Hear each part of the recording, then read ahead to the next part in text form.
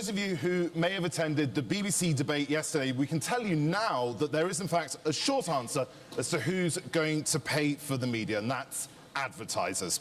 At the same time, the very same technological changes that are shaking up the media landscape create both challenges and, you guessed it, opportunities for marketers. As Eric Schmidt pointed out yesterday, on the one hand, new media has unprecedented power to target advertising down to the level of a single individual.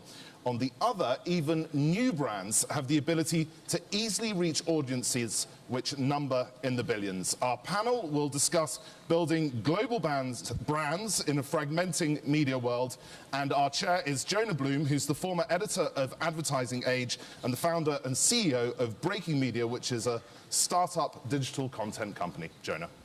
Thank you very much, Crispin. Morning, everybody.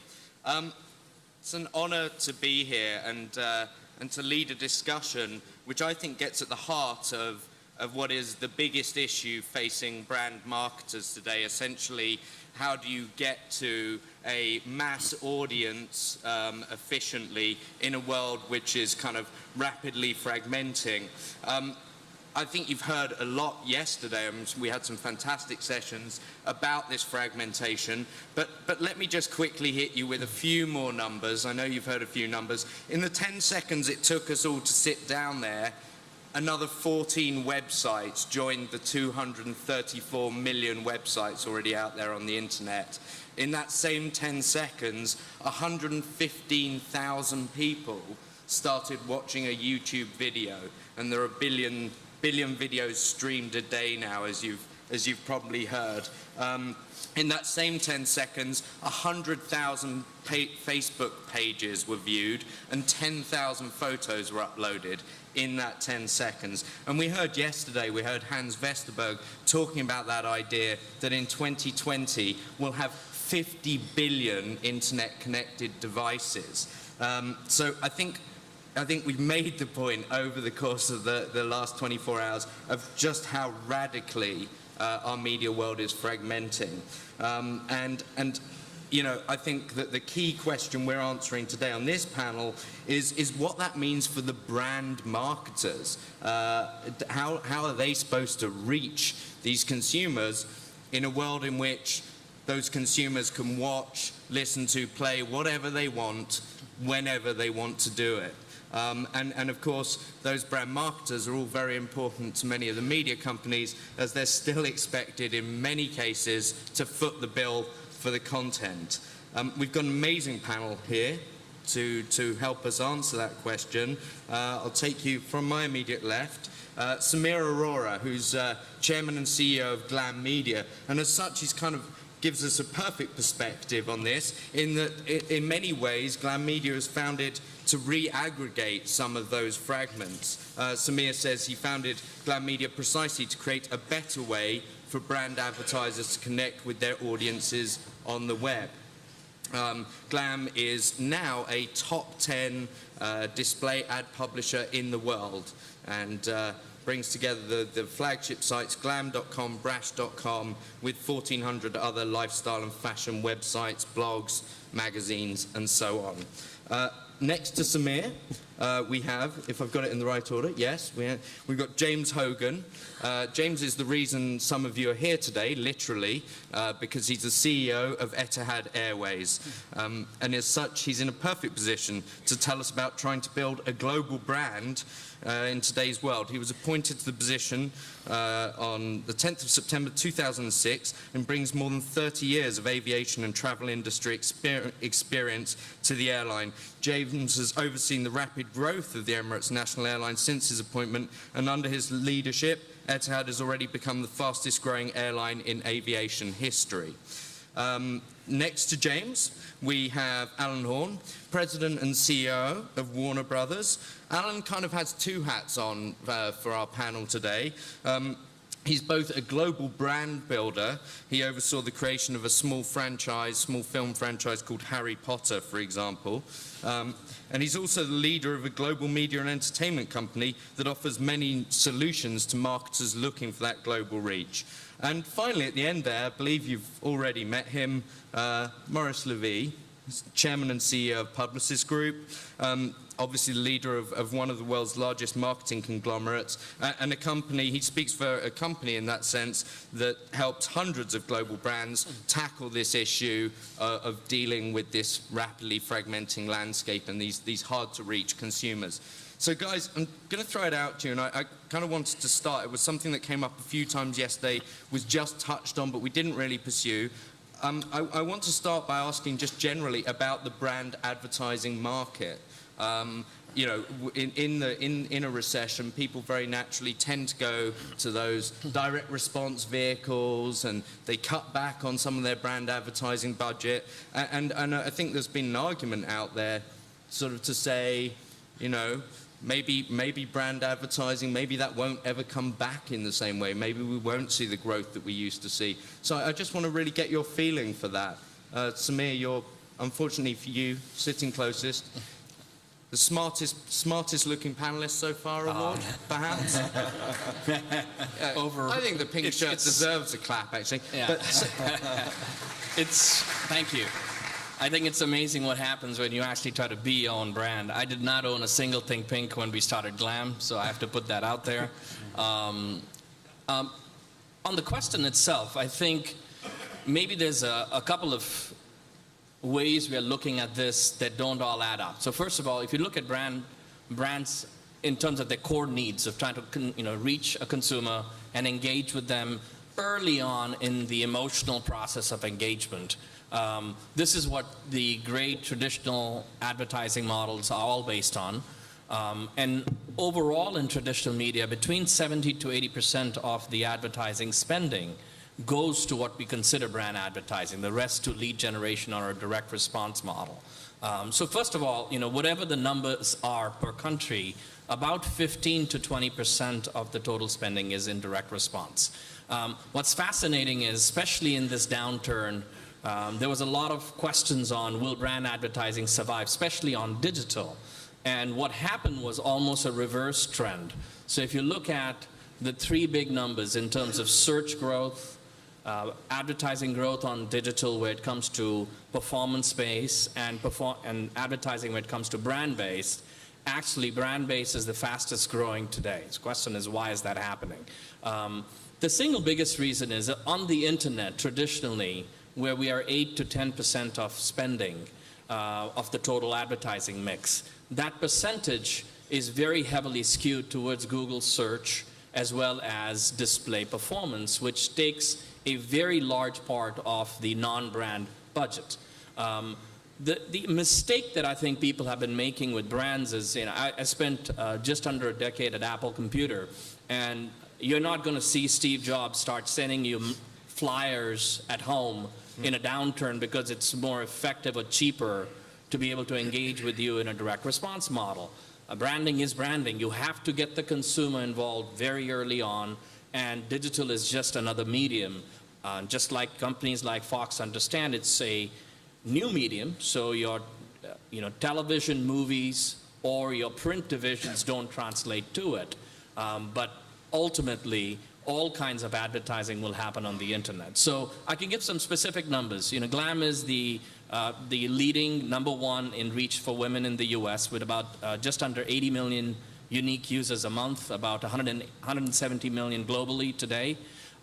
During the downturn, every quarter for the last, we've had 6 quarters of a downturn in the US, which is now coming to the flat part. So we see another 9 months of a flat and then an increase. We sustained a revenue growth rate, top line, of between 35 to 50%, 100% on brand revenues, 100% on advertising revenue. So not just speaking anecdotally, just very specific. That's the Glam story, and obviously you're still in a growth stage. But Maurice, if I could come to you, you're part of a more mature company that probably better reflects what's happened to brand advertising. Your performance, you probably outstripped all 3 of the other major marketing conglomerates this year. I believe your revenue was still down about 6%. I could be off a little there. You're probably going to correct me. But so there's definitely been an impact on advertising. Do you think we'll see it come back?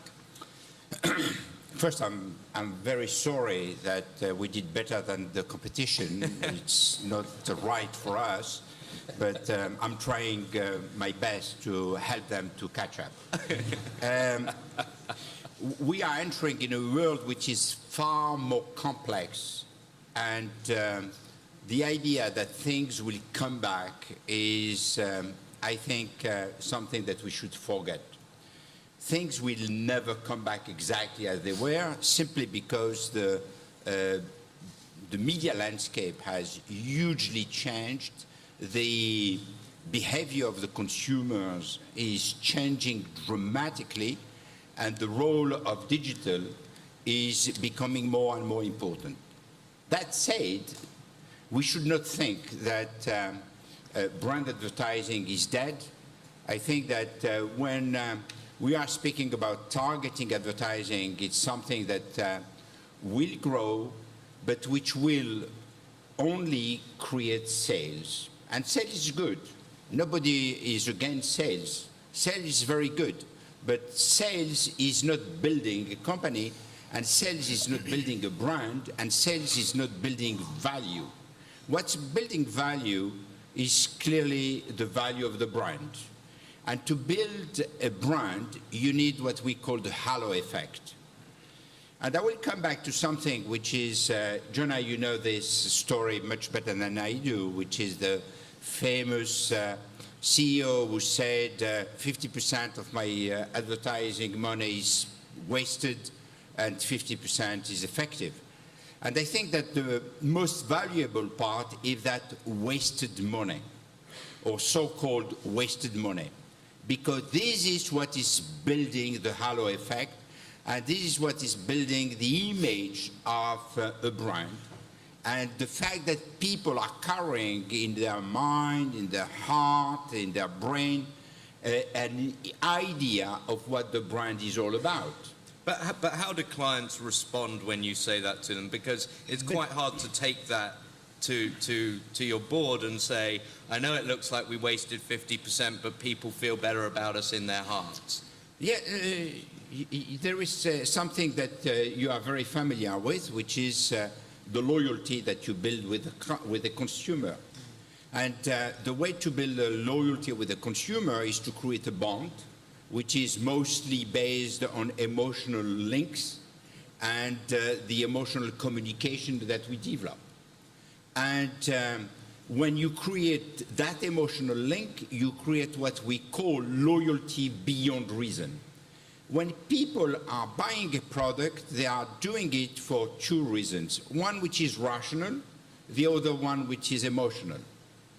And most of the time, the rational aspect is a post-rationalization of an emotional decision. It's something which is a stimulus, which is based on pure emotion. And this is something that people understand very well. And when you are speaking to the board of Coca-Cola, and you can speak to Mutar, everyone was thinking that Mutar was a pure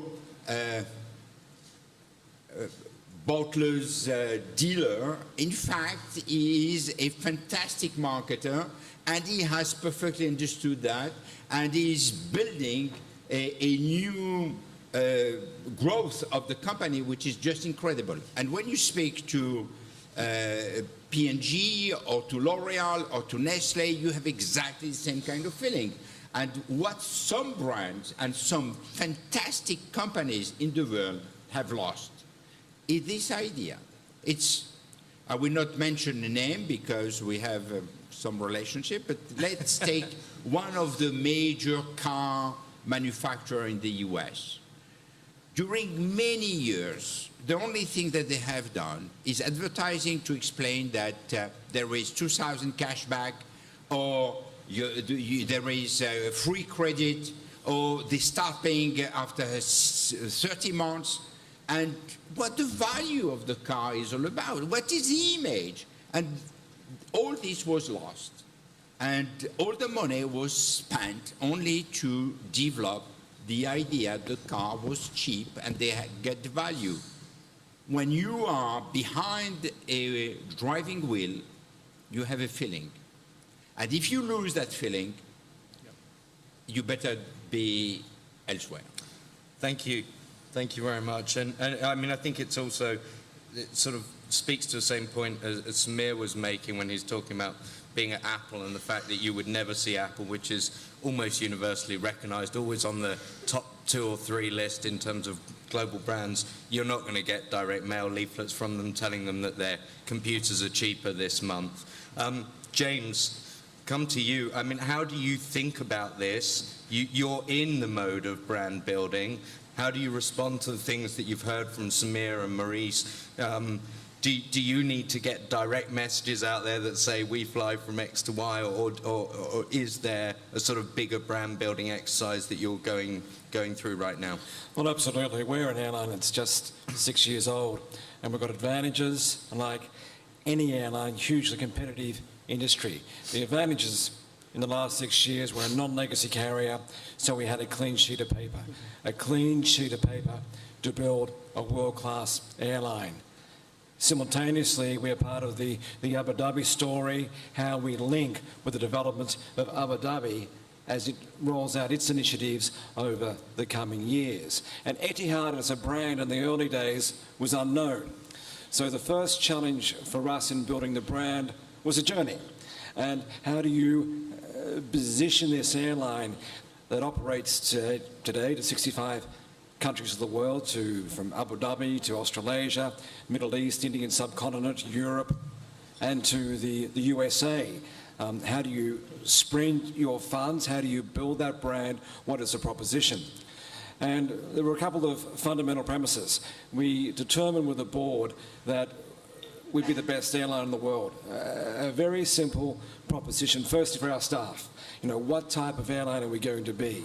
And being the best isn't being the biggest. It's about segmentation, it's about quality, it's about service, and it's being affordable to all, depending on where you, quite frankly, decide to sit, first, business or economy.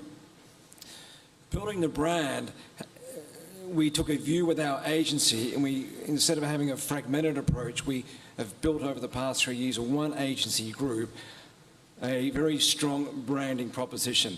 Firstly in Europe, in the Middle East, we've had to allocate our funds, but then integrate carefully below the line to get that direct response. But we cannot take our eye off the ball, nor have we, that building a brand is fundamental to our longevity, to the emotion, to creating difference. But the key, because any CEO you talk to, there's only X amount of funds that you have. And certainly over the advantages over the past 12 months for us are certainly through the crisis. We continue to spend. We introduced quite a number of new destinations, but we're able, quite frankly, to stretch the budget due to the deals that are available in the marketplace. So we want to attack. Building a brand is fundamental in our business. It's about perception, it's about availability of product, and it's how you differentiate. So I certainly see within our sector, as we continue to develop our proposition, we fly to 65 cities of the world today. By 2020, we'll be flying to 100 cities. So that journey has to continue. If I'm going to fill those aircraft, the proposition, Etihad, has to become known. But as importantly, we have to link with the hub, with the Abu Dhabi story also. So it's a very complex proposition that we're dealing with. So building the brand with our stakeholders is fundamental to our success. But I am hearing a vote here from all of you that we do still need that focus on brand, and that there's some consistent message there. And I guess what I want to come on to, maybe with Alan, is this the idea of how you do that through the media, and also whether you can still do that on a global basis. I mean, we've heard a lot about regional differences, national differences, cultural differences, and so on. I'm kind of intrigued what you guys see as the sort of what wisdom you can pass on in terms of how you build that global brand. And Alan, I mean, maybe you can talk a little bit about the Harry Potter franchise, because it has become such a global phenomenon. Well, first of all, you pronounce Harry Potter perfectly, so I think that's I have to give you credit for that. Our approach to brand and the Warner Brother brand is slightly different than that of the other panelists. I mean, Warner Brothers is an 85-year-old company, and we have a brand that's recognized around the world. We are a global company, but no one goes to see a Warner Brother movie. I mean, I guess my wife does, but even she doesn't see all of them. But we don't advertise in the sense that come and see a Warner Brother movie. So what we have to do is build our brands in terms of the product itself. And Harry Potter is, in fact, a great example. The Harry Potter experience started in 1999. The last of the movies will be released in the summer of 2011. It's been a great journey for us. J.K. Rowling, Joe Rowling, is a wonderful, wonderful creative force. We have the underlying power of her books to drive interest in our movies, but the mandate for us was to do as high a quality a movie as we possibly could, because in rolling out not just one but 7, and we're going to do the last one in 2 parts, it's important for us to maintain the quality throughout, and she is probably our most important audience. I checked in with her very, very frequently during the course of the production of all of our movies, just to be sure that she, who knew the Harry Potter brand better than anyone, was comfortable and satisfied that we were, in film and in cinema, living up to the vision that she had created for her books. The sad thing is that she's stopping. So the final one will be. Sad, I tried to get her. Sad from a revenue point of view. Well, I tried to get it. Yeah, sad for. It's sad just as a person who enjoys her books and has enjoyed the experience so much. It is sad from a. We are the largest grossing franchise, more than the Bond series. Even there's 24 Bonds, but we really have done well with it financially, and I tried to get her to keep going. I even suggested a title, Harry Potter and the Unruly Grandchildren. I thought if we just kept going, maybe she would, but she said no. But what we're trying to do, we have Warner branded channels and so on, but another thing we're doing from a brand standpoint is entering into relationships here in Abu Dhabi. Yesterday we took a tour with the folks from Aldar of the new theme park that's being built. The Ferrari complex is some 50 acres under one roof. It's really astounding, and we'll be right next to it. Bugs Bunny won't stop talking about it, and she's so excited. So we're very happy to have Warner Brothers be a part of that park complex and to have it be as high a quality entity as possible, and that's a way for us to brand. Also, we're involved in a partnership with Abu Dhabi Media. Have those, as you've seen the media landscape fragment, and given particularly when you're dealing with a video product, and you know that's particularly being kind of passed on the internet, have those kind of fixed event type experiences become more important to you? Well, they have. What we've had to do in response to the fragmentation that exists in the marketplace globally, and in response to all the new media that are offered to all of us, is to enter into a windowing strategy so that we try to exhibit our product in a succession of windows that allows us to provide the consumers, the people who watch our movies, with the experience they want, but also to capitalize on the theatrical experience and so on as we go down the line. The thing that's hurt us more than anything, of course, is piracy. And global piracy, international piracy, has been a huge detriment to our business. It costs something like $6 billion US a year in terms of lost revenue, and it's a very serious issue. Ari Emanuel mentioned yesterday the three graduated response, 3 strikes program and so on. That will help us. And what also helps us is the introduction of new technology. Our industry has often grown 2 ways. Either someone introduces a new form of technology, like the DVD or whatever, and now it's 3D, or we open up new territories, and we've been aggressive trying to open up territories in India and China, but India and China collectively, which represent, as we all know, about 1/3 of the world, represent for us less than 2% of our revenue. So we can do a better job there. But in terms of technology, 3D is a big deal, and the game changer was actually, I don't know if Jim Giannopoulos is still here, but Avatar. Avatar will gross about $2.8 billion worldwide, and that is a number that would satisfy most movie companies, even the major studios, for the entire slate for the entire year. So it's a phenomenal response. It really is. Do you think the movie companies and the TV companies, the studios in general, see that as proof that there's still a mass market out there, that maybe the whole idea of fragmentation is overwrought? Is there a little of that kind of feeling there? Well, what it underscores for us at Warner Brothers is that the most important criterion in developing a movie program is quality.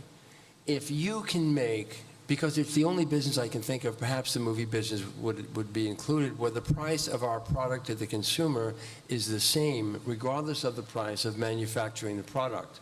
So it costs the same to see Avatar as it does to see The Hurt Locker or whatever it is that won the Academy Award. But if we have quality, if we have a movie that people really want to see, like Harry Potter, or we have a recent experience with Sherlock or Happy Feet or other things at Warner Brothers, they'll come. And so, I mean, I've actually said to our production group, if you were to come to Warner Brothers, which is about 110 acres in Burbank, California, and walk down any of the halls in any building, you would see a 30 by 40 black and white photograph of Edward G. Robertson, James Cagney, Humphrey Bogart, Warren Beatty when he was young, Clint Eastwood, all these filmmakers who have made Academy Award-winning pictures for Warner Brothers. And I say to our people, look at what you're developing now and ask yourself, what has a shot, a chance of making one of those walls? Because quality is everything. I want to come back to you on the question of how you approach marketing to the different regions, because you mentioned China and India, but I also want to get someone else in here. Samir, I mean, you know, when we're dealing with digital content, there is an extent to which we've seen it transcends boundaries very clearly. But do you feel that you need to develop specific content based on national boundaries, regional cultures, and so on? I think if you look at digital as a whole, you have to break it up into areas of news and specific local information that is required. What's fascinating about our own story is we today, with the exception of we've entered Japan and Germany recently, have not had any local translated content at all, because we were a US-based company. And what we found, which was, to me, talk about the world as flat, over 50% of our current users, and we're talking large numbers, we're talking 170 million people a month, read this content with complete disregard to boundaries. Now, we're in a very safe area. You know, our content is loved by women worldwide. There's usually no reason for any censorship of any kind. These are the same products you see in any of the normal malls in Dubai or Abu Dhabi. So if you think about, we are fortunate in that regard. We're not a news organization, we're a lifestyle organization. But it continues to shock me that even in a country like Japan or Germany, where in every other industry I've seen, you would need subtitles on television shows. You would need local content. When we enter a new country, we are in the top 5 in reach before we enter the country. This is how flat the world has become. And I think the question of fragmentation, there's really 2 types of fragmentation that you're talking about. One is the actual fragmentation of our time, which is across all kinds of media. So the amount of time we have at the end, we think is finite. So we're wondering, if you're not watching a movie, we're on the internet, therefore the internet is more important. I think what we're forgetting is we're an and culture. If you watch, most people, consumption has also increased, so you forget that is kind of a part of that fragmentation. The other fragmentation is the fragmentation of content itself, and it's across all types of media, and digital especially. Even in, if you look at video, we talk a lot about Hulu in the US. Hulu is about 3% of the usage of YouTube. And within YouTube, the top hit movie, the avatar of YouTube, if you take that as an example, the top 100 hits within YouTube account for less than 1% of YouTube. So the fragmentation within digital is a very big deal. The fragmentation of our time has been happening forever in all kinds of media. Every media competes for time from us.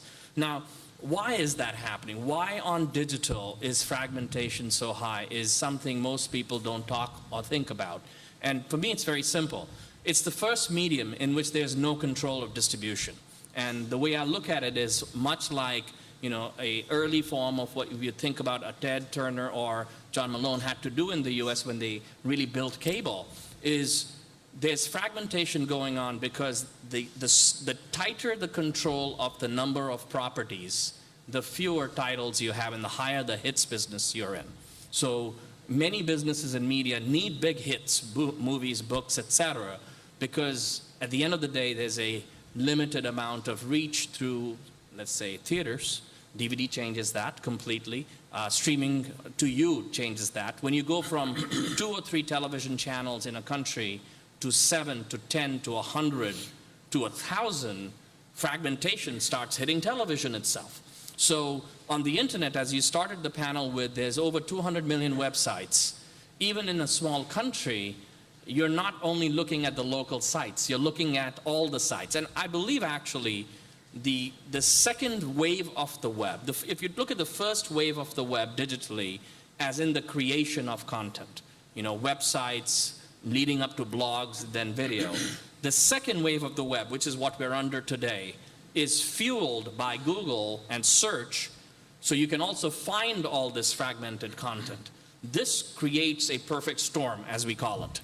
Because look at all of us as consumers. As Maurice said, our consumer behavior has changed. We type a word in, yoga retreat, or you know, what's going on in terms of the sports awards here next week. We see a list, and we go to that list with total disregard to the media brand. This is very deep. So what's the solution, though? Because I mean, I think we've talked about, you know, everyone can create, and we've got mass distribution. What's the solution? What should someone like James do?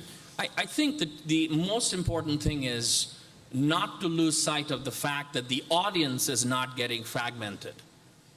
The usage of the audience is getting fragmented. So if you go back to someone like a James or someone else as a Coke or a brand player or a Procter & Gamble, at the end they still have an audience they're trying to reach. What makes it very hard is the audience time is fragmented across media, and within the internet is fragmented across millions of websites. So the media models, and what really excites me about what's going on in online today, is a complete reset, the third time, of who the players will be.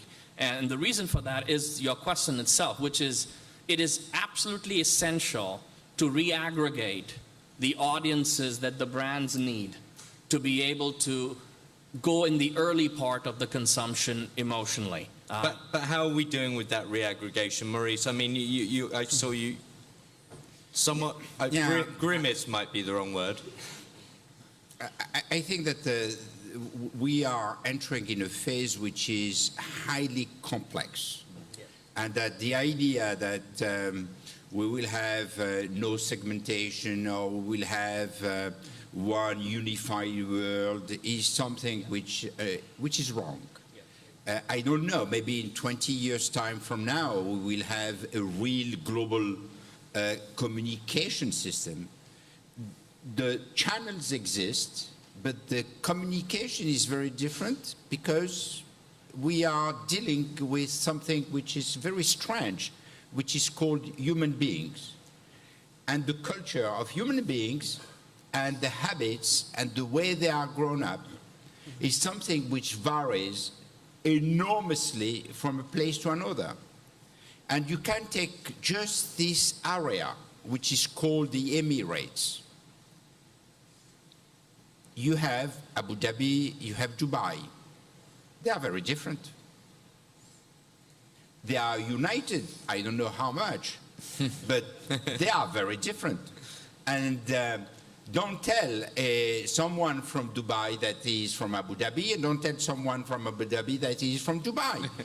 And you can go on, and in every single country in the world, and if you take a big country like India or China, you will see that there is a lot of provinces, that things have a different meaning from a city from another, etc., etc. We have defined ourselves as the human digital agency. And we cannot separate human from digital because we are entering in a world which is digital. And we cannot separate the idea that our role as advertising people is to make sure that our client, the marketers, get the best of their investment. And to get the best of their investment, we need to connect their brand with the people and to choose the best channels. So you're unsurprisingly advocating for having local people who are able to make sure that that investment is translated locally. I will give you another example. Yes, definitely yes, but I will give you an example to illustrate what I'm saying. If you look at Europe, you could say, why do we need agencies in Belgium? Small country. It's a very good question.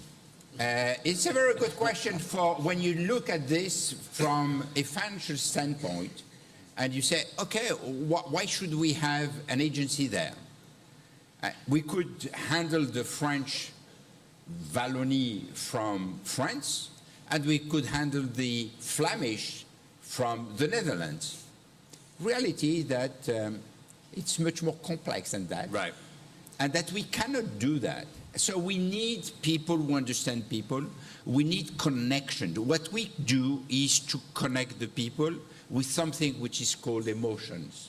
And if we discount the human factor, we just miss the point. I do want to throw it out to the audience and see if we've got any questions in the audience, because we don't have too long left. So I know there are mics out there. Does anyone have any questions for the panel? I had one more question I wanted to put. You have someone who has a question.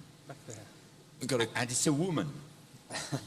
And we have not seen many women. We haven't had side. a great deal of gender diversity. That's I'm true. curious to find out whether you think advertisers are using the right metrics.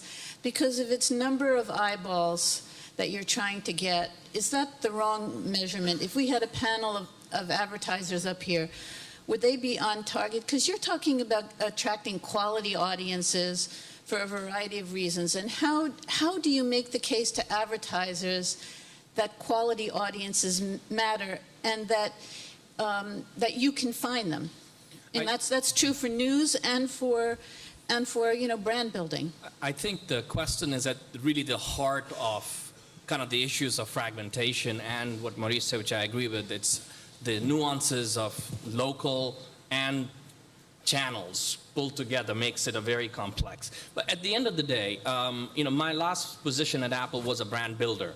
And so if I could go back to my old role, as a brand builder, what I need is the best agency I can find to give me creative ideas and the human connection of nuances. But then ultimately, I have in my head, as a CEO, a defined idea of this communication that has to happen between me and my specific target audience. What's incredibly useful about the digital medium, unlike any other media before, is it's not a one-way street. Even on cable, if there's let's say there's a car ad running, it should be possible with digital that you don't see car ads right after you bought a car, right? I mean, this is fundamentally something that digital allows a two-way medium. So I think we talk about measurements. What's most important to a brand builder is quality of the audience, but also the context in which you're engaging. Because giving even men an ad on sailing in a sailing magazine generally is contextually more relevant than giving them a sailing magazine ad when they're completely not in the right context or mode. But right? it does seem to me, and I'd be interested in Maurice's Yeah. opinion, I think it's such a good question because it seems to me, Eric Schmidt yesterday said, well, when we do highly targeted advertising, it should be worth more. But the fact is that advertisers don't pay more for it because we have infinitesimal supply of digital advertising, and that depresses, I believe that depresses the price. I believe that's true for Google, but it's not at all true for premium advertising on the internet. Google's not in that business. I think advertisers act that way, don't they? Though, Maurice, they don't fully value the quality of the medium. In fact, we have two sets of measurement. One is something which is highly reassuring because we can count and we have numbers. And we can measure the number of clicks, the number of eyeballs, and when you are sitting with the CMO, with the brand manager, they feel reassured we touch this number of people. And we have another kind of measurement, which is involvement. How much have we been able to involve the people, to engage the people in the ad that we have developed? So we need a measurement there, though, really. We need to change the measurement. But changing the measurement is something which is very difficult to do because there are things which are easy to measure and things which are highly difficult. It's not the time that you have spent in front of an ad which count. It is not how many ads that you have seen. It is what trace this ad has left in your mind, and this is what we need to measure, and how close you feel to be to that ad. I think that's key. Let's take one more question before we wrap this up. My name is Pranay Gupta. Maurice, it's okay to live in Dubai and deal with Abu Dhabi. It's okay to do vice versa. I spend time in both, and so do you.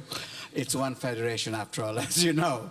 My question, sir, is this, that when you talk about branding, aren't you by definition talking about branding for the elite because of the world's 6.6 billion people, even though they may have access to the internet and so on? You really are talking about purchasing power, ultimately. How do you account, or how do you take into account the fact that a majority of the world's population really can't have access to the brands you talk about, whether it's Etihad Airlines or Emirates Airline? I have to be politically correct here. But the point being that how do you deal with people who can't afford it? And in your branding, shall we say, programs, whether it's movies or anything else, how do you essentially plan to incorporate and to co-opt those audiences that at the moment can't afford those brands? Thank you. It's a marketer issue more than an advertising agency issue. But I will give you just one example, which is what we have developed with Nestlé. And we started the process in the Philippines. Nestlé was doing extremely well with the middle class and the wealthy population. And we decided that there was a lot of people who cannot afford the Nestlé brands and who can afford something which is a little bit downgraded and which unfortunately has not the quality of the product that Nestlé has. And we worked with Nestlé to develop a range of products which are entry range with a cheaper price and with the basic service that the brand should give. And the matter of the fact is that they have succeeded enormously, and not only they have been able to win a formidable market share in the Philippines, we did that in Africa, and today the Maggi brand is sold much more in Africa than in any other country, and we are taking this program in Mexico. So what we see is that, in fact, when you have a brand and you have some guarantee that you are giving on quality, on the service that you are delivering to the people, if you want to be relevant to the masses, because we should never forget that the big consumer brands are mass product, we need to sell not only to the wealthy people or to the middle class, but to the masses and the popular masses. And to do that, we need to create products which are accessible and to create the channels which are helping the people to get the product with the basic qualities they need. James, last words, but are we targeting the elites when we talk about these brands? No, not at all. As an airline, most of my seats are in the economy cabin. If you look through the recent recession, the regions that were powerful were South Asia, were the Philippines, were Indonesia. Now that traffic coming over the Gulf and being distributed over the Middle East and into Europe was a mixture of VFR, visiting friends and family. It was a mixture of labour traffic. It was a mixture of religious traffic, which continued to work over that period.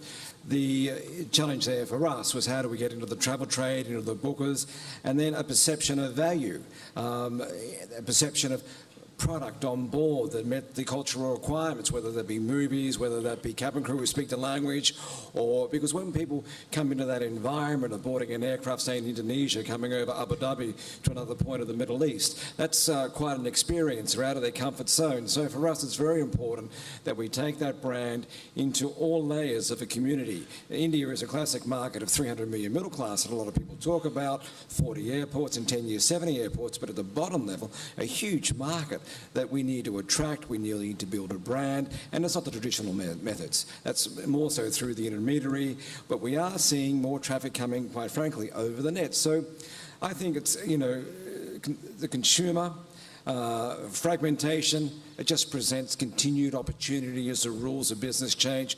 Fragmentation, digital gives us more opportunity to touch people that we can't in a broadcast perspective, but narrowing we can, and we see it working.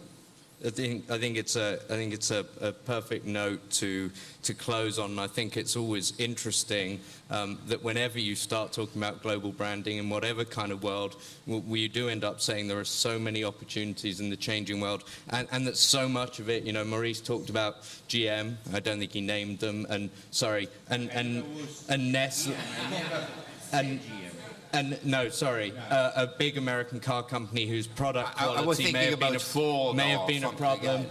And we talked about Nestle, we talked about Apple, we talked about Harry Potter, we talked about Etihad. We're talking about product quality in the end really making a huge difference. So I think finishing with James was a perfect note. And I hope you'll join me in thanking our panelists for their product quality.